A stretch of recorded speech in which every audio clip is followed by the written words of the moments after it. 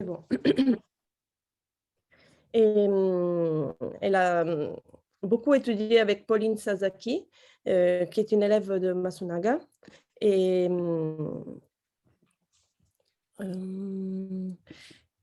alors, attends, je fais rentrer des gens. OK. Elle est un peu son héritière spirituelle et pas que. D'ailleurs, elle fera une autre présentation au mois de juin sur le Quantum Shatsu, qui était le Shatsu développé par Pauline Sasaki, qui est une prof japonaise incroyable, qui a vraiment poussé les barrières du Shatsu à un champ d'énergie beaucoup plus large. Et donc, Gabrielle, elle aura le plaisir de nous présenter ce travail à la rentrée prochaine. Et c'était pour la première fois en France, en plus. Et sa spécialité, c'est le travail sur les fascias, notre âme, notre structure globale. Il va peut-être nous parler un peu de ça. Et je ne sais pas, je t'ai fait une petite présentation, mais vas-y, dis-moi ce que tu as envie de partager, aussi de ton expérience à Paris. Merci. Alors, je remercie Barbara parce que pour moi, c'est toujours un plaisir de parler avec des fascias. Et c'est un travail que j'aime, vraiment duquel je suis tout à fait enthousiaste. Et alors, je voulais savoir, avant de commencer, s'il y a quelqu'un entre vous qui a fait le cours en présentiel avec moi au mois de septembre. Donc, vous êtes tous ou toutes nouvelles au Moi, FACHA. je vois Xavier qui était là à la session et les autres. Moi Et vous pouvez aussi. écrire sur la chat. C'est qui? Xavier, Ouais. oui. Oui, Xavier. Et Et Sylvie, je oui, crois. c'est Mais moi. on te voit pas. Mais ça marche pas, j'arrive pas à faire marcher. Alors, Enfin, on entend ta voix. Bon, c'est déjà bien. C'est Moi, je déjà te vois, quelque chose. Gabriella. C'est un plaisir de te voir. Oui, pour moi aussi. Alors, je voulais en fait faire un petit résumé pour les gens qui ne connaissent pas les FACHA. Et puis, je voulais vous laisser un peu de temps pour poser des questions ou partager des expériences. Enfin, si vous avez travaillé avec les FACHA après notre stage, et quelle est votre expérience avec les FACHA? Peut-être vous pouvez commencer. Xavier ou Sylvie? Oui, moi je suis dans la rue. Ah oui, tu vois? Mais on te voit, Xavier, c'est déjà bien. Oui. Je sors du travail. Alors moi, je les intègre légèrement parce en fait, j'ai intégré les sensations et tout ce que tu nous as expliqué, mais ça m'est très difficile de savoir si c'est vraiment ce que je ressens, c'est vraiment les fascias ou si c'est, voilà, Si c'est quoi? si c'est mes projections, si c'est ce que j'espère ressentir. Donc, D'habitude, c'est les FACHA. Donc, fais-toi confiance et vas-y. Merci, Xavier. Sylvie? Merci. Donc, moi, j'ai utilisé pas mal les fascias, surtout au début. J'ai voulu beaucoup faire le scolaire, appliquer tes protocoles. Et en fait, du coup, ça me demandait beaucoup d'énergie et de concentration. Donc, finalement, j'ai un peu changé ma façon de travailler. Je suis revenue à mon shiatsu de base. Et finalement, j'ai intégré les fascias petit à petit. Et vraiment, c'est un bonheur. Maintenant, je ne peux pas je ne passe pas une séance sans utiliser les fascias, en fait. Oui, c'est ce que je disais dans le stage. Il faut garder son propre shatsu et puis intégrer peu à peu les fascias. On ne peut pas tout bouleverser parce que ça ne marche pas. Mais beaucoup m'ont quand même dit ah, ton shiatsu, il a changé. Ah oui? Oui, oui, oui. Beaucoup dans les ressentis. Est-ce que tu as trouvé que c'est plus efficace? Oui, sur des zones où vraiment en shiatsu c'était compliqué, finalement passer en fascia, le résultat est assez incroyable. Sur des zones, que ce soit du crânien ou du viscéral, c'est vraiment chouette. Ou même des inflammations, des entorses, ce genre de choses, Oui. ça fonctionne bien. Oui, parce qu'en fait, pour les gens qui n'ont pas fait le stage, la peculiarité de ce type de relâchement des fascias, c'est qu'on ne fait pas, on ne s'appuie pas, on ne fait pas pression. Donc, on peut travailler dans tous les cas où la pression shiatsu, même la meilleure, ne serait pas appropriée, soit pour que douloureuse, soit parce elle pouvait être dangereuse aussi au cas où il y a une fragilité des os ou on a des blessures ou une inflammation assez grave ou une douleur très très forte. Donc, une peculiarité de ce type de fascia, de relâchement du fascia que je vous propose, à cette spécialité que on ne fait pas quelque chose sur quelqu'un comme le rolfing, par exemple, où on pousse le fascia pour le relâcher, mais on s'appuie seulement, on appuie notre main ou nos mains sur la partie du corps où le fascia est restreint et on suit le mouvement naturel du fascia vers le relâchement. Donc, on suit et on respecte les possibilités du recevoir, on ne force pas et surtout le fascia, c'est la direction qu'il doit suivre pour se relâcher, tandis que nous ne le savons pas toujours. Donc, on pourrait forcer ou aller dans une direction qui n'est pas la bonne. Donc, moi, je trouve ça très, très utile du fait que si on intègre le travail du fascia dans nos séances de shiatsu, il n'y a pas de douleur parce que c'est une approche très, très légère. Attendez, je dois admettre quelqu'un. Et donc, on peut vraiment l'utiliser très, très souvent pour des conditions dans lesquelles le shiatsu, comme disait Sylvie, est un peu compliqué et aussi peut-être douloureux. Mais on commence du début. Alors, moi, j'ai des slides, des diapos que je vais vous montrer. Attendez, je vais voir si ça marche. Voilà, ça marche. C'est incroyable. Comme ça. Alors, attendez, voilà. Voilà. Mais je dois aller en arrière. Alors,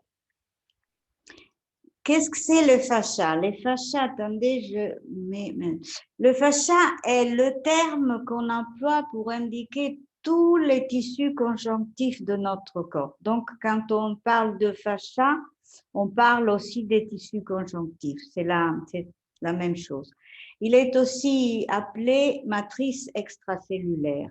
Et la peculiarité, la spécialité, la chose vraiment unique du fascia, c'est qu'il s'agit d'un seul tissu, d'une seule gaine qui traverse tout notre corps, de la tête jusqu'aux pieds, sans aucune interruption. C'est comme une espèce de toile tridimensionnelle qui entre et qui recouvre toutes les structures de notre corps, donc les os, les muscles, le tendon, les organes, les veines, les nerfs. Toutes les structures du corps sont enveloppées, sont couvertes du fascia. Donc, le fascia sépare une structure de l'autre, mais en même temps, il les tient ensemble, il les soutient et il les protège. Donc, on dit que si on enlevait toutes les structures de notre corps, laissant seulement le fascia, on garderait notre forme. Donc, le fascia a aussi un rôle pour maintenir les organes et toutes les parties de notre corps à leur place. Encore une autre peculiarité, une autre caractéristique du fascia, c'est que le fascia est très important du point de vue énergétique car il est lié soit à les structures les plus denses, donc comme j'ai dit, les os, les muscles, les organes, les veines, etc., les tendons, les ligaments, etc., mais aussi à nos structures les plus étendues. Donc, le fascia ne travaille, le relâchement du fascia ne travaille pas seulement au niveau physique, mais aussi le fascia sont liés très étroitement à nos, disons, structures plus étendues, donc à notre niveau émotif, mental et spirituel. Donc, il s'agit vraiment d'un niveau énergétique très important. Encore, autre chose très importante, une autre caractéristique du fascia, c'est que le fascia a la capacité d'enregistrer et de garder dans son tissu l'énergie qui est liée à des expériences négatives, à des traumatismes, à des stress. À n'importe quel niveau, ces traumatismes ou ces stress se produisent. Parce qu'en fait, même si on a un stress au niveau émotif, au niveau mental, on le somatisera toujours dans notre corps. Donc, en touchant le corps, on peut arriver à des niveaux plus subtils. Et encore, il y a une connexion étroite entre le fascia et les méridiens, parce que le relâchement du fascia influence la circulation de l'énergie dans les méridiennes et une bonne circulation de l'énergie dans les méridiennes aide le relâchement du fascia. Donc, il s'agit vraiment d'un tissu très important, pas seulement dans notre corps, mais dans tout notre système énergétique. Donc, le fascia a un effet à tous les niveaux de l'expression de l'énergie dans notre système. Ça ne va plus avant, pourquoi? Attendez, hein? Je recommence. Voilà. Alors, pourquoi le fascia se restreint? Le fascia se restreint pour tout genre de trauma ou de stress qui n'est pas ni résolu ni intégré dans notre système. Donc, et comme je disais, peut-être un trauma ou un stress à n'importe quel niveau de notre système énergétique. Et la restriction du fascia a comme but la protection. Donc, le fascia se restreint pour protéger. Puis, ce qui peut se produire, que si le trauma, si le stress, si l'expérience négative est intégrée dans notre système, le fascia va se relâcher. Si ce stress n'est pas intégré, le fascia restera contracté, restera restreint et dans cette restriction sera gardée et bloquer l'énergie liée à ce traumatisme ou à ce stress. Et la restriction du fascia dans une partie du corps se transfère dans le temps dans d'autres parties du corps. Donc, la restriction du fascia peut produire douleur, inflammation, contraction, limitation dans l'ampleur de documents s'il s'agit d'une restriction au niveau de l'articulation, un dysfonctionnement des organes et des systèmes du corps s'il s'agit par exemple du fascia autour de l'estomac ou autour de l'intestin. Aussi, elle peut produire un désalignement des structures du corps, ça on le verra si vous ferez jamais dans le futur ce stage. Et toutefois, un dysfonctionnement en général de tous les systèmes parce qu'il y a une partie qui n'est pas en harmonie et qui ne bouge pas avec tout le reste.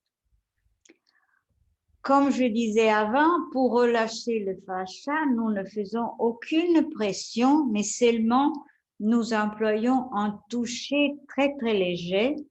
Et donc, comme je vous disais avant, ça nous permet de traiter nos clients, même s'il y a des situations comme une douleur aiguë, comme une inflammation, comme des os fragiles, etc., cas dans lesquels le shiatsu, la pression shiatsu ne serait vraiment pas le meilleur choix. Et le fascia peut être restreint et donc peut être relâché dans toutes les parties du corps.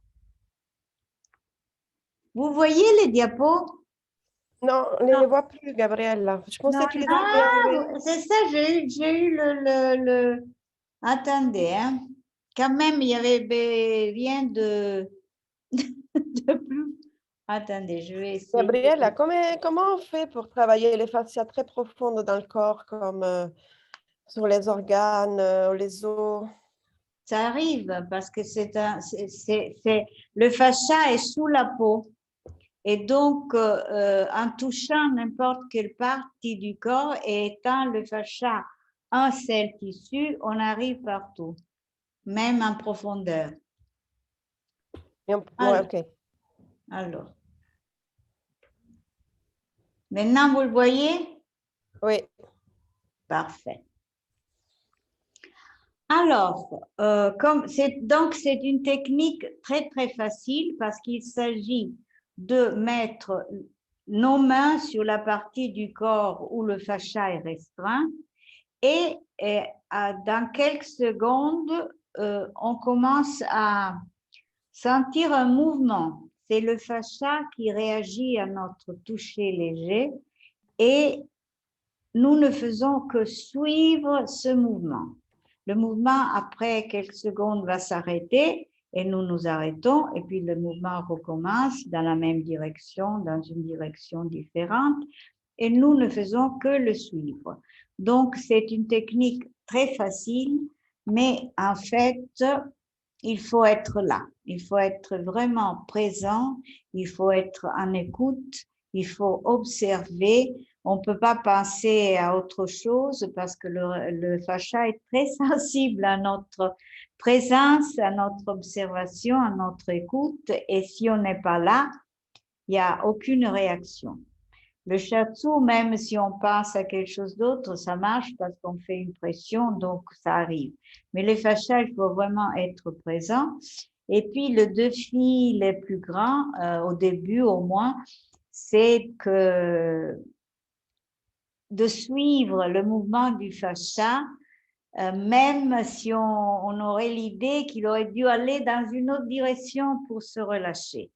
Parce que quelquefois, le fascia, pour se relâcher, se ferme encore un peu plus et puis se relâche. Donc, il faut lui faire confiance et suivre le mouvement dans la direction où le fascia choisit pour se relâcher. Et aussi, ça fait partie de ma philosophie, même dans le shiatsu, n'avoir pas l'intention de régler quelque chose qui ne va pas. Donc, on ne se met pas sur la négativité, sur ce qui ne marche pas et c'est nous qui faisons quelque chose pour le régler, mais seulement on est là pour soutenir et accompagner le relâchement du fascia en faisant confiance les potentiels et les capacités de auto-guérison de notre receveur. Alors, là, ça c'est très important. Ceux qui arrivent, attendez, il y a quelqu'un d'autre qui Je m'en occupe, Gabrielle, voilà. t'inquiète. Tu peux le faire? Oui, je m'en occupe. Ah, magnifique.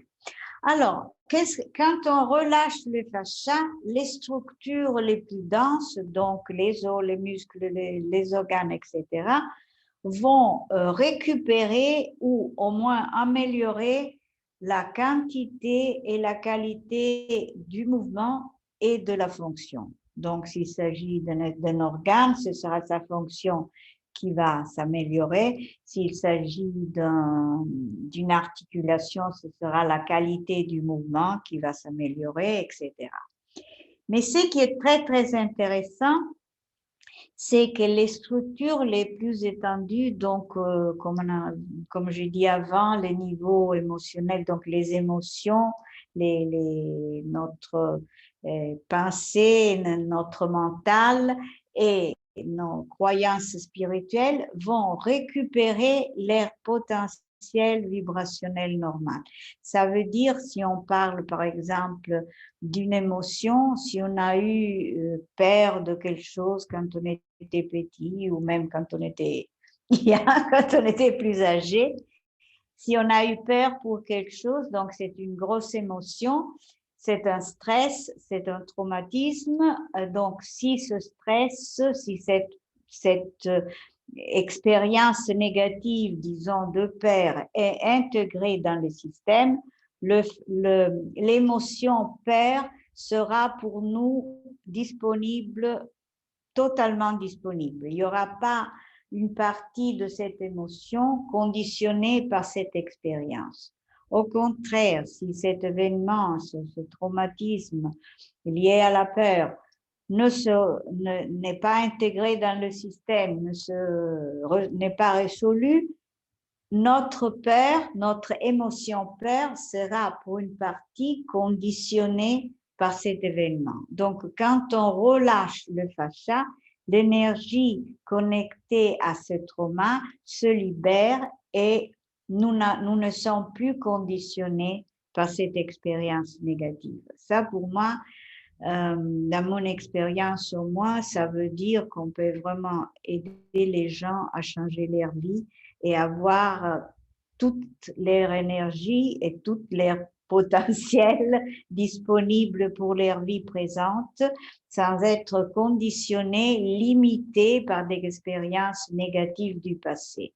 Ce qui arrive à tout le monde. On a tous été conditionnés par des expériences du passé qui nous limitent dans notre vie présente. Et une partie de notre énergie est bloquée et donc nous n'avons pas à disposition toutes nos possibilités, toutes nos potentialités et toute notre force vitale, disons. Ça, c'est la chose qui me plaît beaucoup du travail avec les fascias, parce que c'est vraiment un effet très, très profond. D'accord. Alors, je crois que c'est fait. Et attendez, je ne sais pas pourquoi il se bloque et puis vous ne les voyez plus. Alors, attendez, hein. Je vais essayer de nouveau.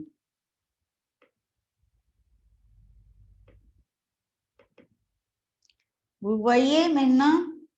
Oui. Oui. D'accord. Non, ça c'est trop compliqué. Alors, je trouve qu'il est vraiment facile d'intégrer le travail des fascias avec nos séances de shiatsu. Comme je disais, il ne faut pas tout changer. On continue avec notre shiatsu, la façon dans laquelle nous organisons notre séance. Et puis, dans ce modèle, on intègre le travail du fascia où, si et quand nécessaire. Donc, il ne faut pas le faire toujours, mais je trouve, selon mon expérience, que vraiment on l'emploie dans toutes les séances. Il y a toujours un endroit ou une situation dans laquelle le travail du fascia est indispensable, très effectif et très efficace et très profond, comme disait Barbara avant. Tous les deux donc ils sont tous les deux une approche globale. Les fascias parce qu'il s'agit d'un seul tissu, d'une seule gaine, et le shiatsu parce qu'avec les méridiens sont un système unique. Donc, et les fonctions, ils sont partout. tous les deux, au moins selon ma philosophie, se font sur le principe de être et non pas faire. Donc, on force rien, on ne fait pas quelque chose sur notre réservoir au lieu de notre réservoir, mais on le soutient, on le suit, on lui permet de utiliser ses potentialités de auto-guérison. Et dans les deux approches, comme je disais, l'approche des fachas est très facile, mais il faut quand même être aligné entre la terre et le ciel. Il faut être présent, il faut observer, il faut écouter, il faut faire attention à ce qui se produit, car comme étant un seul tissu, peut-être nous sommes en train de relâcher le fascia du cou et la personne peut bouger une jambe ou un bras parce que le relâchement se transfère. Comme la restriction se transfère d'une partie du corps à des autres parties, la même chose se produit quand on relâche. Donc, le relâchement d'une partie du corps peut se transférer dans d'autres parties. Donc, il faut être là, regarder avec nos yeux.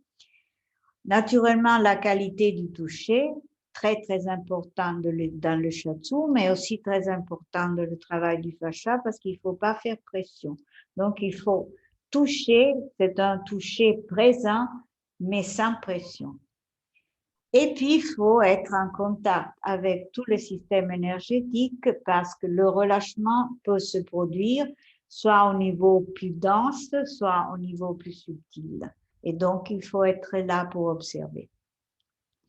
Et puis, on ne jette rien. Donc, si on introduit le travail sur le fascia, on continue d'utiliser tous les instruments, tout ce qu'on emploie dans notre shiatsu, donc les méridiens, la fonction des méridiens si vous l'employez, le mouvement Kyo-Jitsu s'il fait partie de votre shiatsu, la même mère et la même messagère. Donc, le shiatsu que nous faisons reste. C'est le travail sur le fascia qui est intégré, et je le dis encore une fois, si, où et quand nécessaire. Dora, arrête. Voilà. Alors, est-ce que, attendez, j'enlève les slides, j'espère, au moins. Attends, voilà. Vous voilà, magnifique. Est-ce que vous avez des questions? Il y a des gens qui sont entrés maintenant.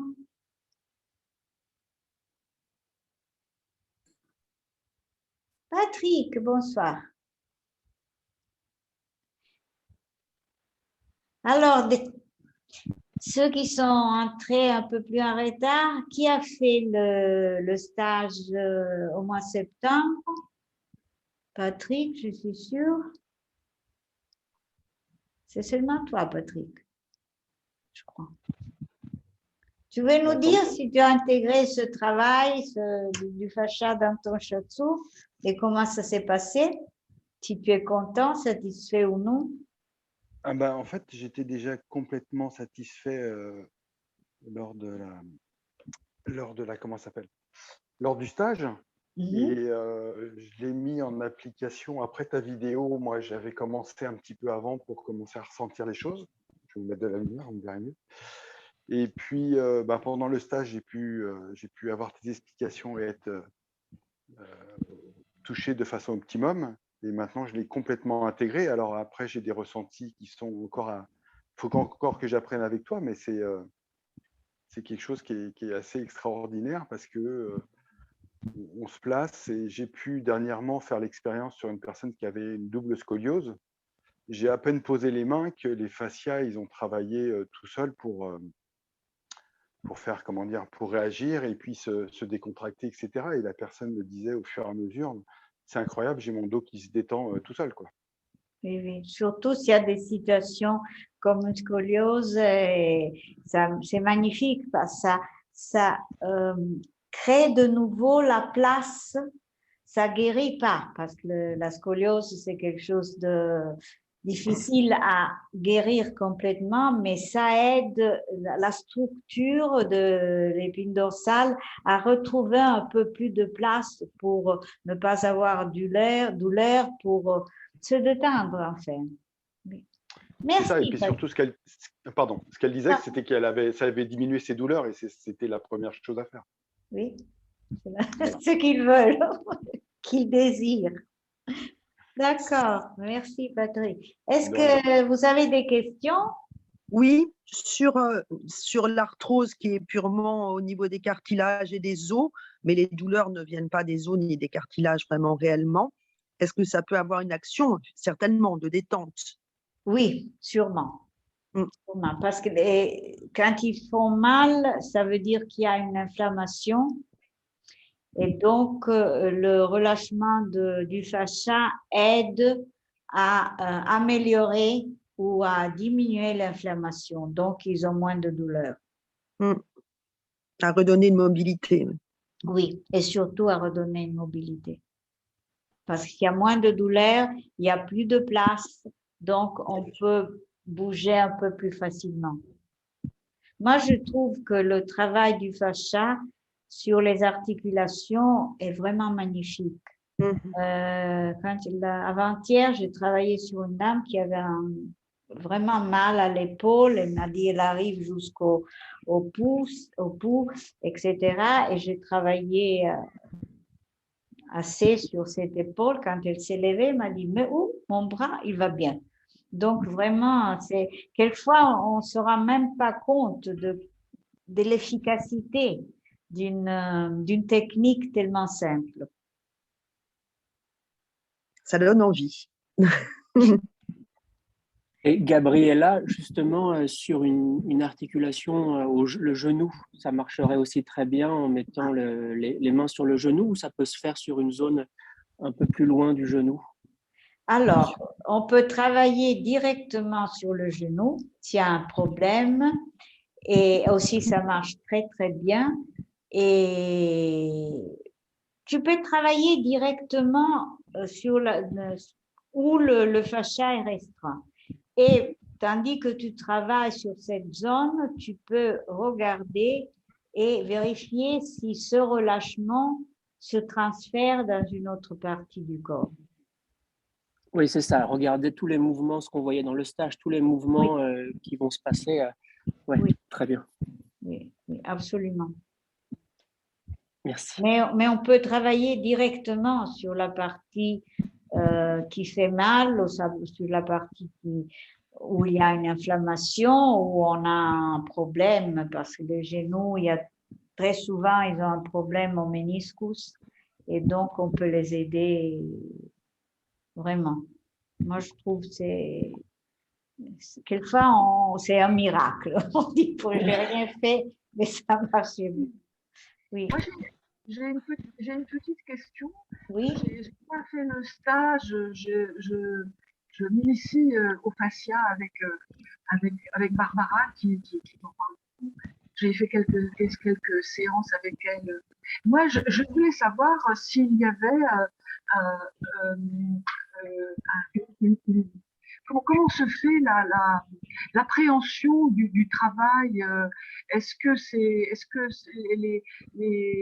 imaginons que quelqu'un se plaigne de rien, se plaigne de quelque chose, mais est-ce qu'il y a un ordre, est-ce qu'il y a une logique, par exemple, quelle est l'approche du travail du fascia sur le corps? Par quoi est-ce que par où vous commencez? Comment se fait la progression sur le corps du travail du fascia? C'est ça que je t'entends très mal, mais je pense que j'ai compris ta question. Ce sont nos clients qui nous disent, moi, je n'arrive pas à bouger le bras, ou j'ai une douleur ici entre les omoplates, ou je suis tombée, je me suis tordu une cheville, et j'ai eu un accident, je ne sais pas comment on dit en français, quand on fait comme ça, le cou... De lapin. Comment? Le cou de lapin. Ah, le cou de lapin. Pour nous, c'est le colpo di frusta. de passer toujours un Le coup. coup de fouet en italien. Oui, le coup de chouet en italien, le coup de lapin. Et donc, et vraiment, si moi, je travaillais plusieurs fois sur les coups de lapin, le trafic ici à Rome est épouvantable. Et donc, quand on touche les coups, vraiment, il y a un mouvement incroyable des fascias. Elles sont tout à fait, elles bougent beaucoup, beaucoup, beaucoup. On n'arrive même pas à les suivre. Donc le travail se fait à partir de la demande de la personne, en fait. Oui, c'est ça. Et puis, quelquefois, le relâchement dans une partie du corps nous amène dans une autre, se transfère dans une autre partie. Alors, il peut arriver que l'origine de la restriction, c'est l'autre partie. Et donc aussi, le relâchement du fascia nous conduit à l'origine. Parce que si on n'arrive pas à l'origine, en fait, je pense que nous avons tous eu l'expérience de quelqu'un qui vient avec une douleur, je ne sais pas, aux épaules, au dos, et alors nous faisons un travail magnifique avec notre shiatsu. Il se lève, il est beaucoup mieux. Il revient la semaine d'après et nous dit j'étais bien pendant 3 jours et puis ça a recommencé. Donc, ça veut dire qu'on a traité pas l'origine du problème, mais la conséquence. Donc, le relâchement du fascia nous amènera peu à peu à l'origine. Ce sera cette partie du corps que la personne a bougé ou avec l'expérience, on le sent. Moi, ça fait plus de 30 ans que je travaille avec les fascias. Donc, j'ai développé une amitié intime avec les fascias. Donc, je lui parle, il me donne des informations, des renseignements. Donc, l'expérience, comme vous le savez, avec votre shiatsu, c'est indispensable. Ça rend tout beaucoup plus facile et plus logique, plus normal. Et est-ce qu'on peut agir sur soi-même, c'est-à-dire faire comme on fait du doing, faire de l'auto? Oui, si c'est une partie du corps qu'on peut rejoindre sans nous contracter, donc une cheville, un genou, un pouls, un doigt, parce que même un doigt, on peut même travailler par exemple, les orteils, quelquefois on a ce hallux valgus, on peut travailler sur l'orteil. Donc, on peut le faire. Ce n'est pas la même chose que d'être traité par quelqu'un d'autre parce qu'en fait, il n'y a pas la communication, il n'y a pas l'interaction entre celui qui fait le shiatsu et le receveur, mais ça peut aider. Ça peut aider, puis peut-être pour découvrir un peu sur soi, sur des parties simples. Oui, c'est ça, je voulais vous proposer, parce qu'on a encore un quart d'heure, donc les dernières 10 minutes, je voulais vous proposer une petite expérience sur vous-même, mais c'est vraiment une petite expérience, mais pour ceux qui n'ont pas fait le stage, ça peut être intéressant. Avec plaisir. Si vous n'avez... Est-ce que vous avez la possibilité de vous allonger quelque part ou de vous mettre à l'aise? Oui. D'accord. Alors, on y va. Alors, moi... Attendez, hein. Hop là. Je vais me mettre en grand, hein. Comme ça, vous me voyez mieux. Voilà. Alors, faites-moi voir. Voilà. Alors, si vous pouvez vous allonger, c'est parfait. Sinon, ce que je vais vous montrer, c'est un travail qu'on peut faire en mettant nos mains sur nos crêtes iliaques. Puis, on peut travailler sur l'articulation de l'épaule, par exemple. On peut travailler sur cette partie ici. Et on peut travailler en mettant nos mains à la base de l'occiput. Alors, je vais vous montrer. Je m'allonge. Voilà. Ah, c'est bien. Donc, vous pouvez commencer par mettre vos mains sur vos crétillacs et sans faire aucune pression, vous essayez de vous apercevoir si un mouvement se produit sous vos mains.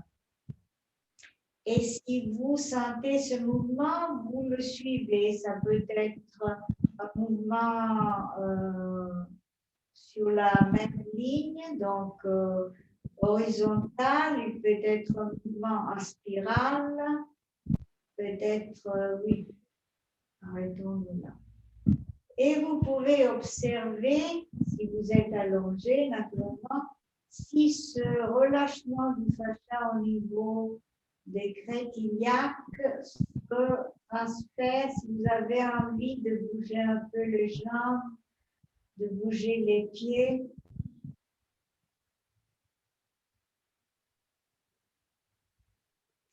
Et surtout si votre respiration change.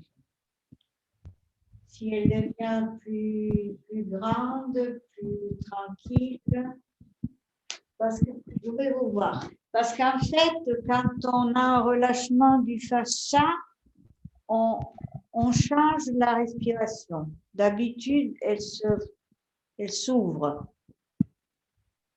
Ou si vous êtes assis, vous pouvez aussi faire ça, très simplement.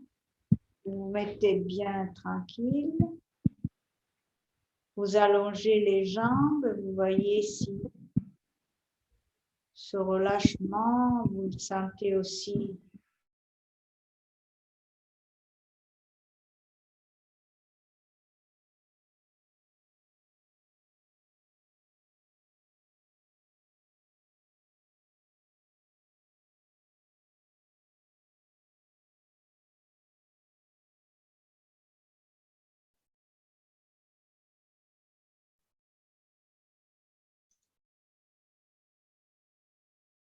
Gabriella, puoi rimettere il tuo microfono?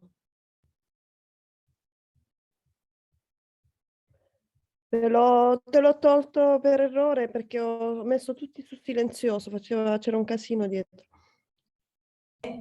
Ecco Ok, qua. grazie.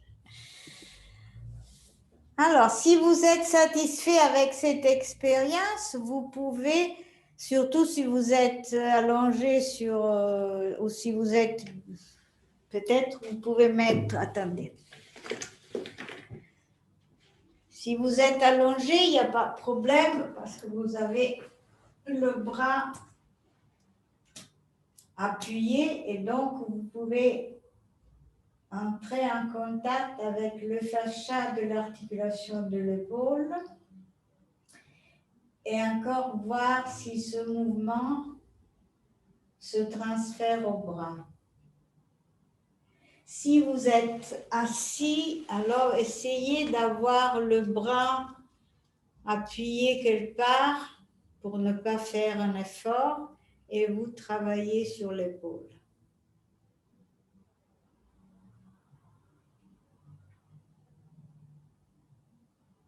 N'essayez pas de sentir à tout prix. Simplement mettez la main et écoutez et recevez ce qui vous arrive, ce qui se produit sous la main. Ce sont des mouvements petits, d'habitude, peuvent aussi être de grands mouvements, mais d'habitude sont des mouvements petits. Et vous voyez, si vous avez envie de changer la position de votre bras, si vous avez l'impression que ça ouvre un peu,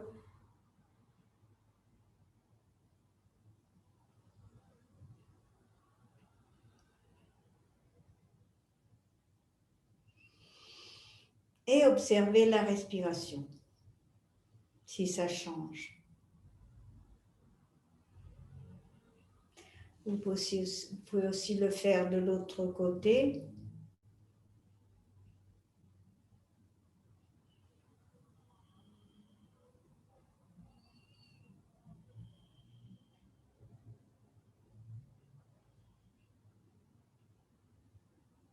Par exemple, mon épaule s'est baissée, s'est relâchée.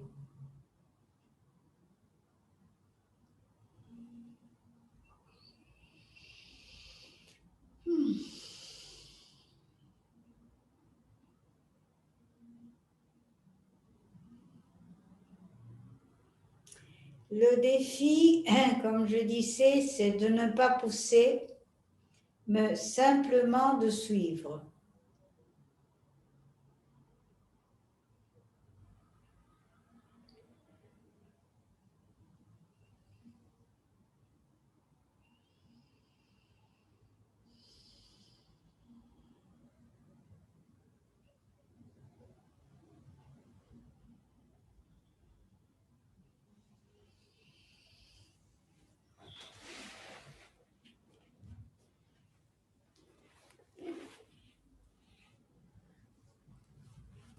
Et puis, si vous voulez, vous pouvez mettre les bouts de vos doigts immédiatement sous l'occiput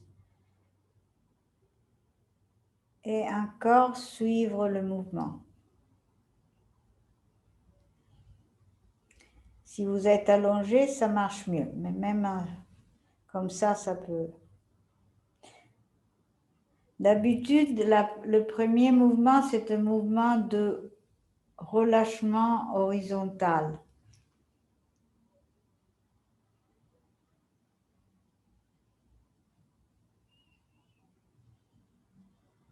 Ou si vous ne sentez rien, vous pouvez mettre toujours les bouts de doigts à côté de la colonne, à côté de la colonne cervicale et suivre le mouvement du fascia.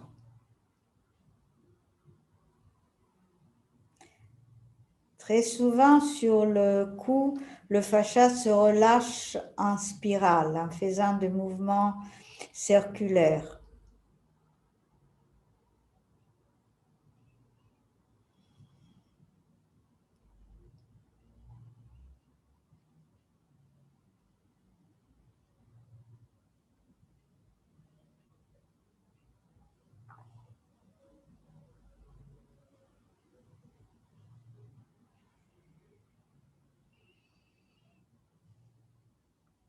Observez si votre respiration change.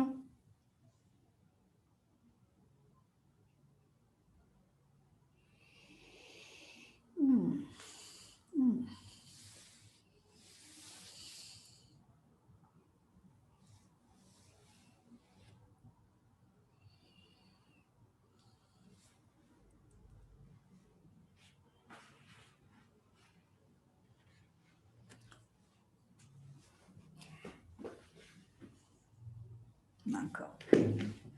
Vous pouvez aussi essayer un genou, par exemple. Vous pouvez mettre une main au-dessous et une main au-dessus. Mais ça, si vous avez mal à un genou, sinon, ça ne marche pas tellement. Il n'y aura pas tellement de mouvement.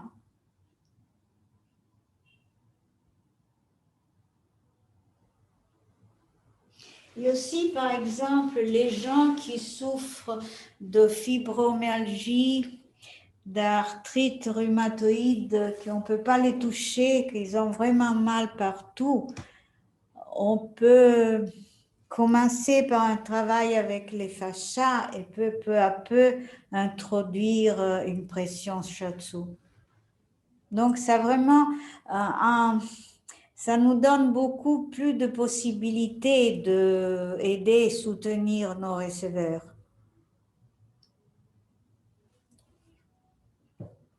On a une possibilité en plus et une possibilité agréable, pas douloureuse.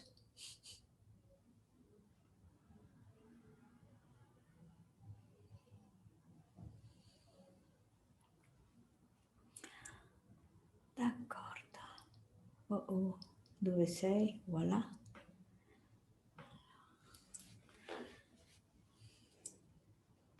On a encore quelques minutes. Vous avez des questions Vous avez ressenti quelque chose? Rien du tout? Je crois pas. Moi, j'ai beaucoup senti au niveau de la nuque. Oui. Mais c'est une zone qui est très tendue sur moi. Je pense qu'on le sent davantage sous les zones très, très raides, non? Oui. C'est ça, il faut qu'il y ait une restriction pour sentir le mouvement de relâchement. Sinon, Par contre, sur mon bras qui me fait mal, j'ai beau faire des fascias, il me fait toujours mal. Il ne veut pas bouger. ah, d'accord, tu as mal, hein? Ouais. Je ne sens pas beaucoup de mouvement. C'est bizarre. Je- Peut-être ça part du cou, non? Sur le coup, il bougeait plus, effectivement. Parce que quelquefois, les problèmes aux épaules viennent du cou ou de la C1, C2 qui sont... C'est la partie où, quand on est à l'ordinateur, on est toujours comme ça et donc ça peut, cette contraction peut nous donner une douleur au niveau du bras. Oui, moi, c'est exactement là ce qui s'est passé. C'est j'ai testé l'épaule et le dos et ça bougeait pas. Et dès que je suis allé sur le cou, ça m'a fait du bien à l'épaule. Et j'ai Oui, senti le mouvement, ouais. c'est ça. Il faut aller à l'origine. Donc, il faut essayer. Et puis, comme je dis, avec un peu d'expérience, on le ressent, on y va naturellement. C'est Non, moi, comme... ça libérait Oui, l'épaule, ça libérait les intestins. oui.